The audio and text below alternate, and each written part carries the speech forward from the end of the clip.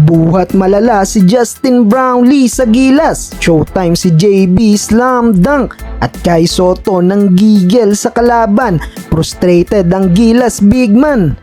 Opening frame na agad tayo mga idol. Nakuha agad ng Turkey ang momentum ng opensa. Mainit ang outside shooting ng European team.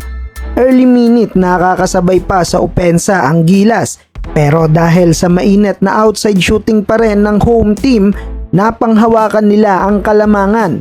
Nakapag-ambag si Kai Sotto ng 3 points at dahil sa magandang opensa ni Justin Brownlee, nakadikit ang Gilas. Total 8 points si JB sa pagtatapos ng first quarter. 3 points lang ang naging lamang ng Turkey, 24-21. Second quarter, under 8 minutes, nakuha ng Gilas ang kalamangan mula sa driving layup na to ni Justin Brownlee. Pero agad nabawi yan ng Turkey. Balik naman sa Gilas ang kalamangan mula sa end 1 play na to ni Carl Tamayo. Dikitan pa din ang laban, 3-pointer mula sa Turkey. Sumagot naman ng step back 3-pointer si CJ Perez. Gandang labas naman mula kay CJ Perez to Kai Sotto sa transition. Nasundan pa yan ng corner 2-pointer ni Kevin Cambao. Yan nga lang, nakuha pa ni Kai Sotto ang kanyang pangatlong foul. Wala nang isang minuto sa second quarter. End of first half, 42-40. Start of third quarter, driving layup mula kay Justin Brownlee. Tabla ang talaan, all 42. Hirap pigilan ng Gilas ang outside shooting ng European team. Akyat na sa 6 points ang kalamangan ng 30 under 6 minute mark. Bawi naman ng 3-pointer si Calvin Oftana. Pero bumalik sa 7 points ang lamang ng Turkey. Na-frustrate si Kai at natawagan pa ng technical foul ang ating pambato.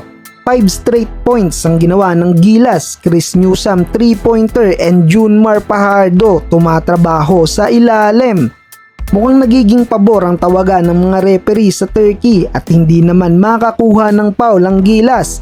Dahil sa free throw shooting ng kalabang kupunan, lamang pa din ang Turkey 64-56 end of third quarter.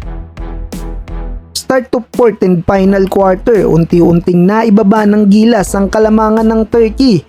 At sa 3-point na to ni Justin Brownlee, baba na sa 3 ang hinahabol ng Gilas.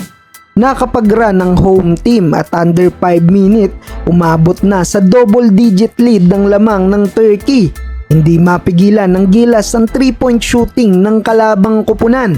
11 points na ang lamang ng home team. Last 2 minutes, Justin Brownlee showtime, slam dunk. 5 points pa rin ang hinahabol ng Gilas, 78-73. Wala nang isang minuto nakapagtala pa ng 3-pointer ang Turkey, 81-73. At dahil sa 3-point na to, naselyuhan na ng Turkey ang kanilang panalo sa tune-up game kontra sa Gilas. Final score 84-73.